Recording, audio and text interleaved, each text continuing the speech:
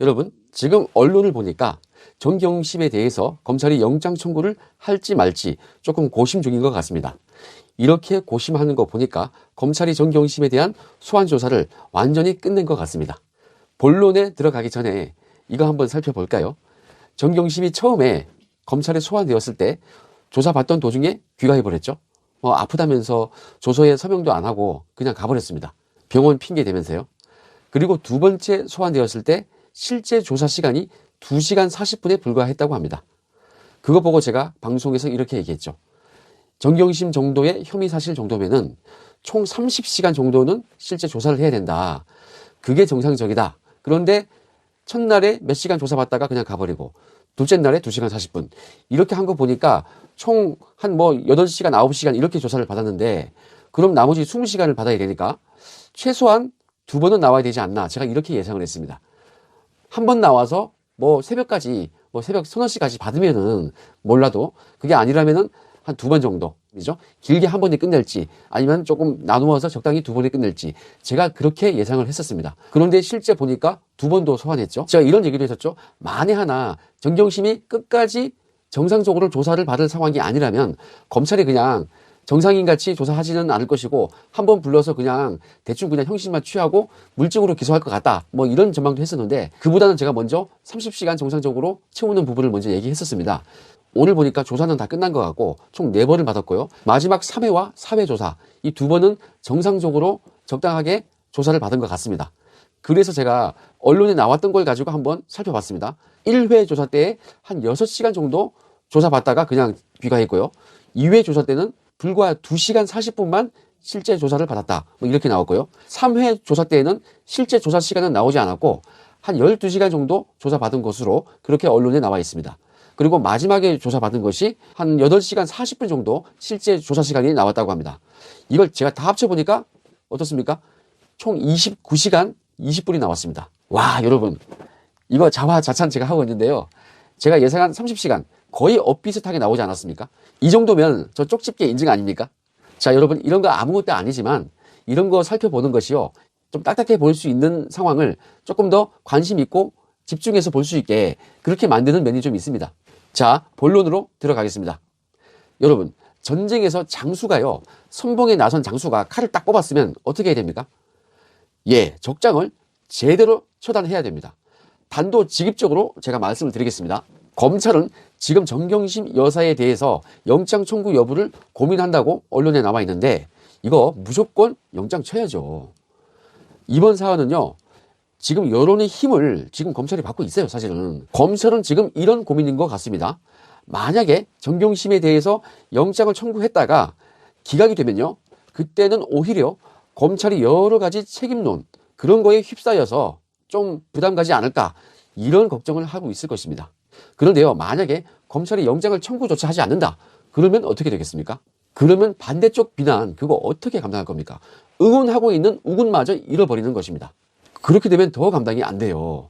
지금까지 그렇게 피와 땀을 흘려가면서 총장님이 외압을 막아가면서 그렇게 수사한 것이 불구속 기소하려고 그거 하려고 그렇게 고생한 겁니까? 불구속 기소하려고 그렇게 많은 증거를 찾았습니까? 그렇게 많이 나온 그 증거인멸 그거 보고도 영장 청구를 안 해요? 제가 아는 제 친정 검찰은요. 절대 그런 검찰이 아니에요. 저는 검찰이 전혀 걱정할 일이 없다고 생각을 합니다. 심지어 영장이 기각되죠. 그러면요. 이거 문재인 정권 더 큰일 납니다. 지지율 끝장납니다. 그리고 광화문과 서초동에 이 정부 끝날 때까지 완전히 그냥 난리가 날 겁니다. 국정 이거 완전 마비될 거예요. 사법 불신은 극도로 커질 것입니다. 이러한 여러 가지 역풍이 있기 때문에 검찰은 영장 기각 이거 걱정할 필요가 없는 것입니다. 어느 쪽으로 되든 검찰은 걱정할 것이 없는 거예요. 책임질 일 없습니다. 이번 영장 기각되면요. 국민이 가만히 있지 않습니다. 먼저 번 환경부 블랙리스트 사건 때 김은경 전 장관에 대해서 영장이 말도 안 되는 사유 때문에 기각이 되었죠. 기각된 결과보다는 그 사유 때문에 국민들이 더 화가 났어요. 그걸로도 한번 난리가 났는데요. 그거 어디 간 거 아닙니다. 우리 국민들 가슴속에 고스란히 남아 있습니다.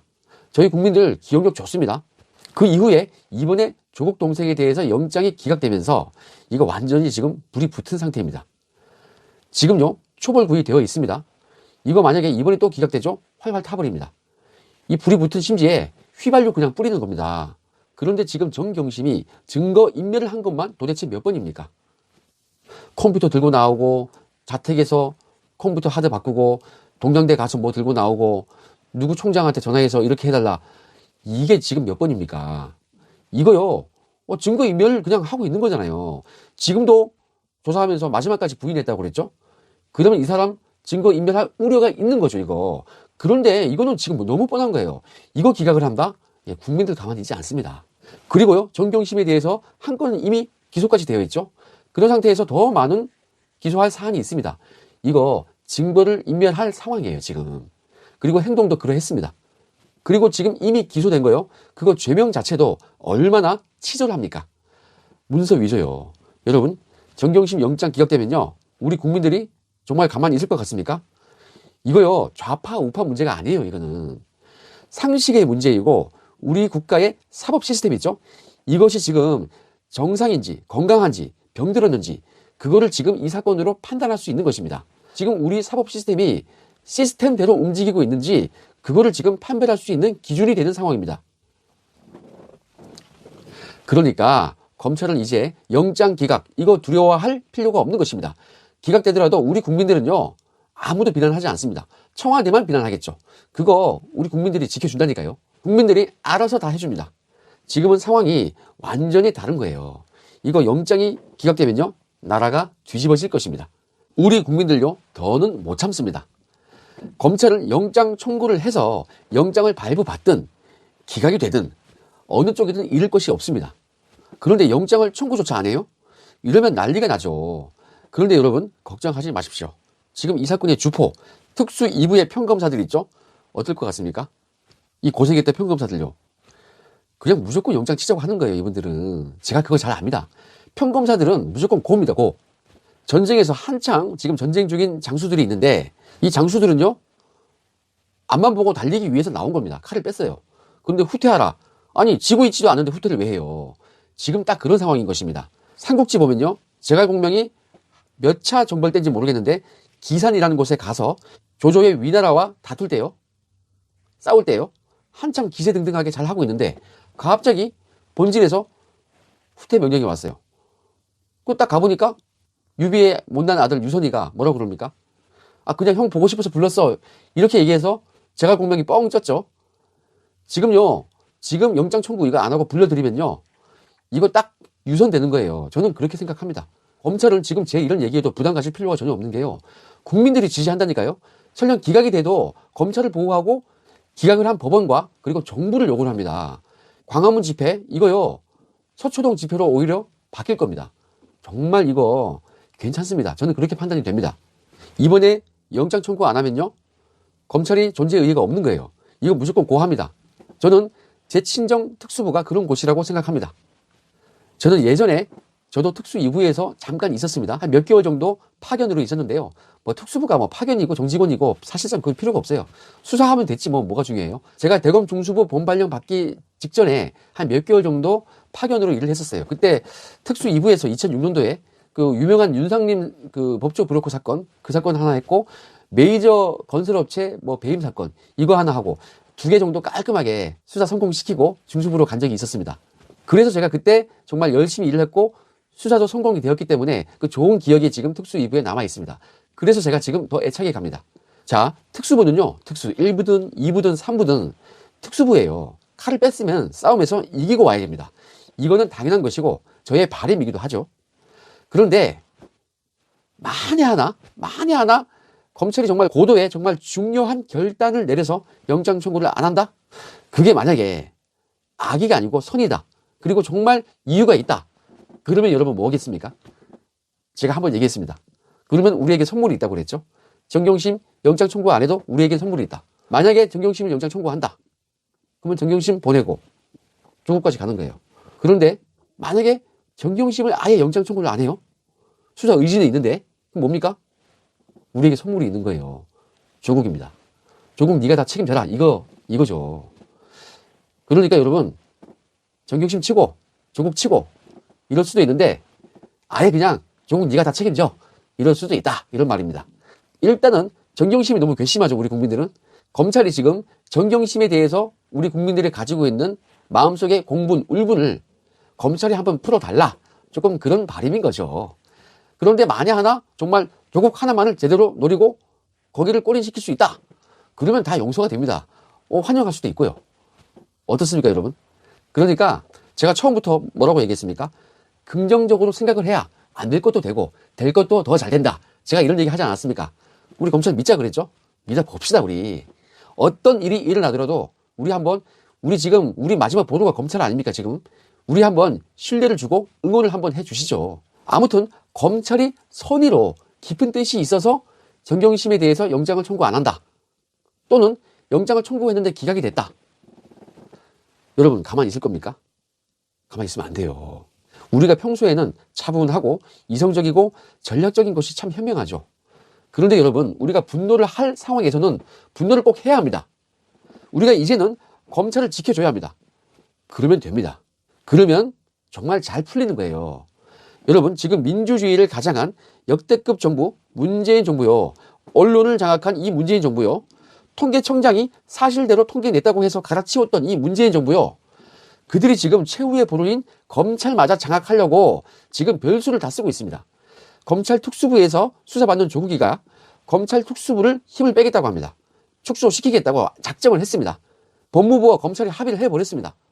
그리고 이 정부의 말을 잘 듣고 있는 우리 윤규근의 친정 경찰에 수사권을 주고 기존 부패 범죄 수사는 공수처에 주려고 하는 것 같습니다. 검찰의 권한을 쪼개가지고 경찰과 공수처에 나눠주고 자신들이 한번 좌지우지하겠다. 저는 이걸로 밖에는 달리 생각되지 않습니다. 특히 공수처요.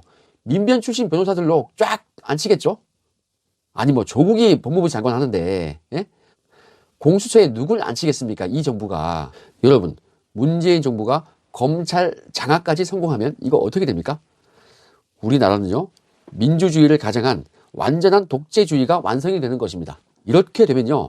그들이 무슨 짓을 해도 이거 제어할 기관이 없습니다. 우리는 지금 이 고생하는 검찰에 힘을 제대로 실어줘야 합니다. 이제는 광화문에 갔던 우리의 힘을 서초동에 가서 검찰을 지지하고 조국 구속, 정경심 구속 이거 한번 외쳐줘야겠습니다. 그 비어있는 광화문 광장요. 거기 제 지인이 말씀드렸죠. 거기는 이제 수적으로 너무 티가 나기 때문에 수적으로 비교도 안 되기 때문에 좌파들이 그 광장 못 들어가요.